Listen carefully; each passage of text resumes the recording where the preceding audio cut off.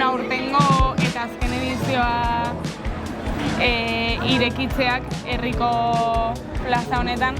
Bueno, justo ibilbedia harrapatu gaitu paroi momentu batean, eta 8 hilabete daramatzagu kontzertua eman gabe, baina jaso genuenean proposamena uste genuen merezi zuela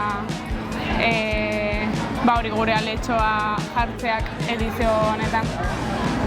Beraz. Bueno, Atortxu festival handi bat bezala hartzen dugu gu talde bezala, eta gu justo talde txiki bat garen ez hola sentitzen gara, olako toki handi batean egotea, uste dugu zaila izan daitekela guk zeharreman izan dezakegun publikoarekin eta zalantzak sortzen dizkizu, ea norbait erakarriko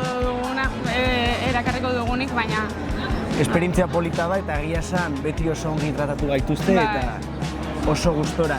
Eta ibilbedik Atortxuri hori jendeak esan beharko du, Bueno, naiz eta badakigun festival honen indarra auzolanean, txandetan eta bolondresetan dagoen, egia esan bolondresak izateko oso jende profesionala topatzen da eta konpromiso handia duen jendea.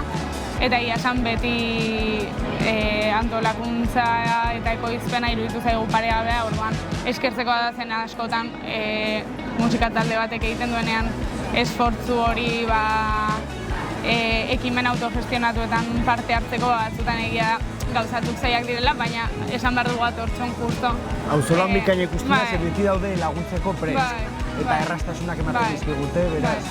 Bueno, uste dugu, txibatu digute oraindik txanda batzuk falta direla betetzeko, orduan bakoitzak guk gure kasuan jarri egon izan gara musikari bezala, baina bakoitzak uste dut jarri dezakela bere aletxoa den tokitik, orduan oraindik falta azken txanpa, beraz, animo horrekin.